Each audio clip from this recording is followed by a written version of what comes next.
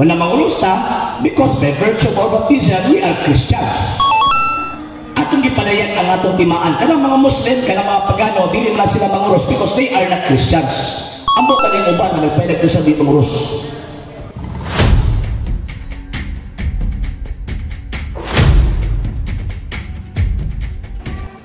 Sige, ako ipamutanan kanang kung kayong issue sa laing kuan ba, laing sita nga about sa pagpangaros. Ako ba yaga-yagaan kita mo na yung nga ang mga Katoliko madlo lang ng manguros kay makita ang laing yung sumuli yung pagpanguros dyan na sa Biblia. Wala na sa Biblia. Wala na Katoliko manguros ginagmay lang, ginagko, ginagmay, maulaw ba? Naay ko, naay, awag ining wholesale o retail. Naay wholesale retail, anak yung tayo wholesale. Niya, mga atiyog simbahan, maguros ko sila. Niya, kasi kala tutupag. Kay, ang mahadlo kong yawa. So ito, pag matupag simbahan, so ito pa yawa, wala na simbahan. So, yan na, sa ito yung paliwanag siya. Sige, sige. Thank you kayo sa pangutana. Ato sa panatubagon, ngano ang Katoliko manguros? Na ay 5 kay hinungdan, ngano ang Katoliko manguros? Number 1, tungod kay kita Kristiyanos. According sa dictionary, cross is a symbol of Christianity. Wala manguros ta, because by virtue of our baptism, we are Christians. Atong gipalayan ang atong timaan. Kanang mga Muslim, kanang mga Pagano, dili na sila manguros because they are not Christians. Ambot na rin uban na nagpailag ko sa di manguros. Ambot lang sa ilaha. Pero, nang hindi ka manguros, kay they are not Christians. Kita manguros ta, tungkol kay kita, mga Kristiyanos. Number 2, na reason. Nga kitang mga Katoliko, manguros man. Tungkol kay, ang atong kalam, ang tag-iya ni ini, mao ang Kristo na gilansang sa krus. Kita mo ang baka nga na itag-iya na ay marka. Diba? Ano sa mga ritual ba, diba? Kanang baka na itag-iya na ani marka, tatakan na sa markas tag-iya. Kita, gitatakan ka sa markas tag-iya, diha sa atong bautismo.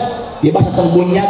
Gidihugam pa sa nana, gidihugam pa, gimarkaan pa, o marka nga dili madilit, dili. O, manang manguros ta, nga naman kay kinikalag na to na ay tag-iya, kanang gilansang sa krus.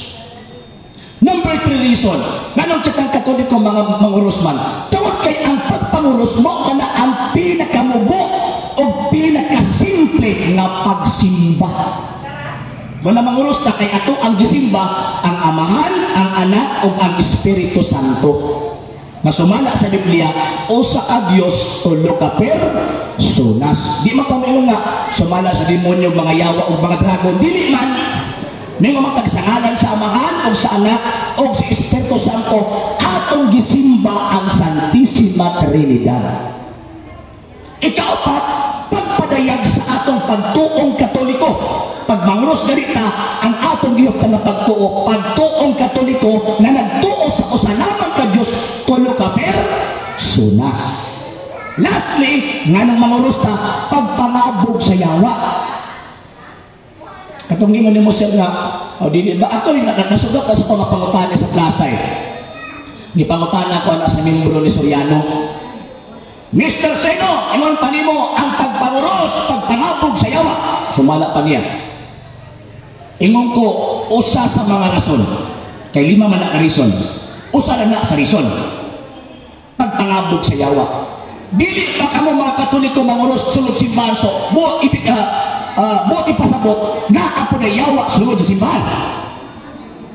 Ang atong tubag, kung asa ganya si Kristo aning kalibutanan, naadito ang demonyo magsamok-samok. Sulod sa among simbahan kay naamang si Kristo diha, naapot ang demonyo dinha magsamok-samok namong nanimba ang Kristo. Mao nang manguros.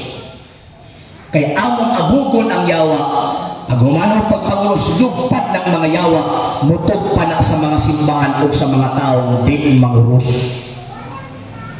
Hindi man nila abugon.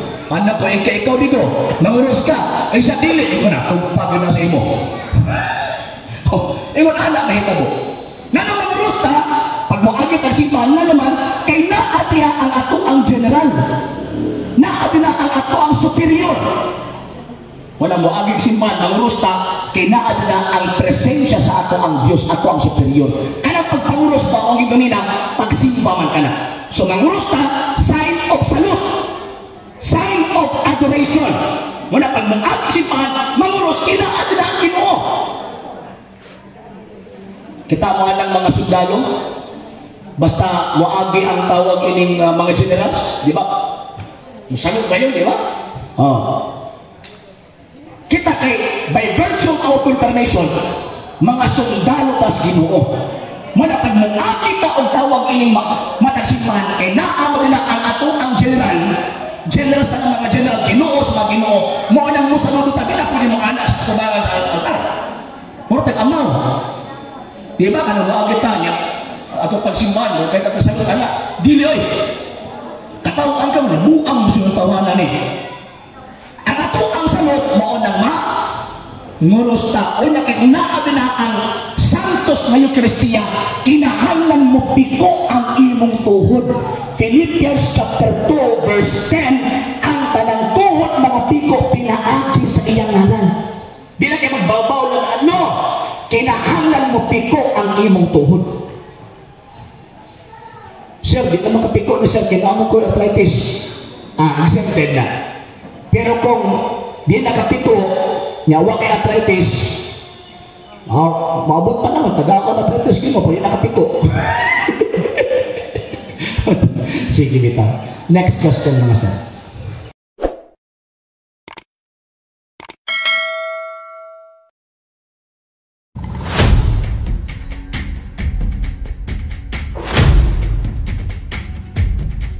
At least rehistrado. Kung rehistrado, sobot pasabot na ay magtutukod.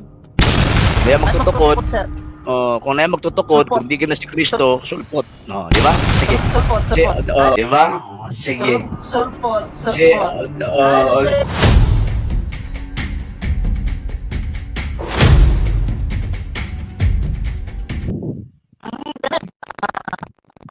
Nagputol-putol yung mong tingog, sir. Putol-putol yung mong tingog. Before ta magpadayon, sir, pwede ba na ko mahibawan o si pundok yung magipasakupan? Ano me? Limot na ko. Sa pagkabata na ko, wala kang jukas simba sa mong simbahan. Among pundukan, PDMC. Sa man na PBMC? PDMC? Kung PDMC, kung sumalan mo, kung sa karon pa nimo nadungog, karong madungog nimo ang butas sa buta namin ng PDMC, Philippines Divine Missionary Church. Philippine Divine Missionary Church, nariso na sa Pilipinas? Registered na sir, pero wala pa ko na nagsikanap sa mong reliyon. Kaya ako wala ko register lang reliyon, masin isa. O ba? Okay. At least rehistrado. Kung rehistrado, sobot pasabot na ay magtutukod. Kung na magtutukod, kung di na si Kristo, sulpot. No, di ba? Sige. Sulpot. Kasi pangutana. Bayan sa kuha lang na sir, dilita sa ingon nga nagmamarunong tayo na nag-ano. Para sa kuha god, ang tanang tinukod ng reliyon, basta tama ang tudlo, so tinukod ni Jesus na. Pag ang tudlo dili gikan sa Biblia, but pasabot dili tinukod ni Jesus. Ya, unsa man po'y tawag anong basis nga tama? Unsa man po'y basis nga tama ang imong gipang tudlo? Kung walay responsable nga makaingon nimo nga tama imong gitudlo. Gusto, kung ang tudlo gikan biblical ang gitudlo tanan gikuha biblical, walay problema, pero kung ang tudlo dili na biblical, layo na sa biblical, but pasabot dili na kay Jesus. Unya kinsa pud kahaan nagtudlo pud kaano nga kinahanglan biblical gyud ang gitudlo? Ang mga apostol pati si Jesus. Wala man sa Biblia. Wala sa Biblia, pero mauyahang gibilin. Isang yung ang ebanghelyo o ang pulong sa Diyos. Ebanghelyo. Wa siya magsultig Biblia. Dili Biblia sir, pulong na sir. So diha pa lang. Gawas lang ang biblical sir. Diha pa lang masangit na eh. Diha pa lang masangit na eh. Enya kung tawag ka ng ebanghelyo, subot ipasabot walay labot tong mga sulat sa mga apostol. Apil sir, ang ipalaganap niya sir, ang ebanghelyo o ang istorya ni Jesus.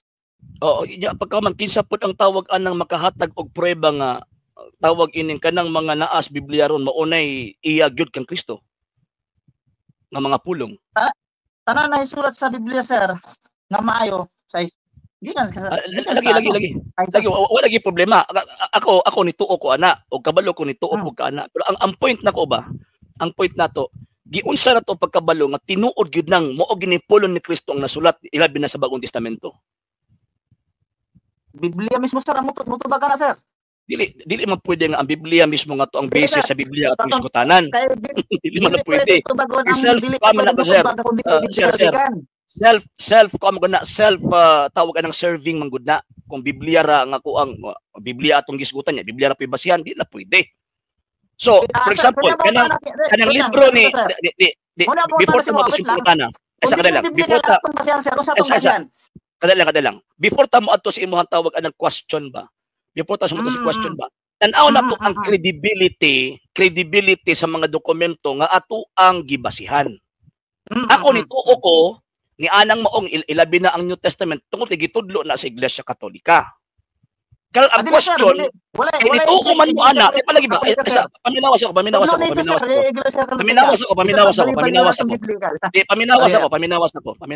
Sige. Paminawa akong punto ba? Ako nituo ko sa New Testament tungod kay gitudlo na sa Iglesia Katolika na tinuod na tungod kanang giingon din nga si Kristo ni sugo tinuod na tungod kay gitudlo sa Iglesia Katolika. Karon kamo gituo man mo ana isa ba? Pa. Kamo kay nituo man mo ana kinsa po'y nag-ingon ninyo nga kanang gitawag og New Testament legit and credible na. Biblical, sir, ang mutubag ana, dili tao mutubag, dili kita mismo unsang sita sa Biblia kapitulo bersikulo nga ang Bagong Testamento na ay 27 ka libro? Bayan, sir, dili man ko expert kay sa biblical, sir, pero biblical pwede mutubag ana. Alam usa sitas. Sa kung sitas ang ipangitan nimo, sir, dili na ako maisgutan na kay wa pa na ako na hutog basa ang Old Testament at New Testament, pero nasa biblical, sir. Biblical maghata, di naalagya sa Biblia, pero ako nahurot ko na nagbasa ang gikan anang Genesis hangtod sa gitawag Revelation, wa jud ko kabasaan na nga niingon ang mga apostol ang New Testament 20 ka libro.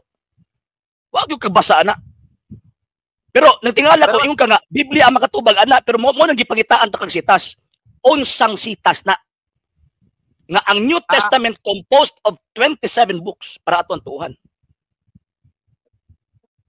Ang nagsita sana, sir, kinsa ba last nag-compile anang biblical nga nahuman ayaw sa kog adto sa compilation. Ayaw ko padto compilation kay ang isutin nimo Biblia ang makatubag. Kung compilation na gud, sa the Bible na kay. Sige, ingon mo kanina nga Biblia ang tawag inimo tubag mo nagipangutana ta ka. Sige, nagis na ako nga biblical. Wala ko matubag kung asa sa Biblia, pero sa Biblia nakabasa. Man lagi pero tanda sa Biblia nya pagka man wa tay makutlo bisag usa ka dokumento. Bisag usa ka panid sa Biblia. Sumala sa akong istorya nga dili ko expert sa biblical nga iwan ako nabasa sa biblical, pero sa Biblia na. At least tawag ini ni dawat ka nga dili ka kuan sa Biblia. So ambot pasabot dili ko nimo pwede i-contest.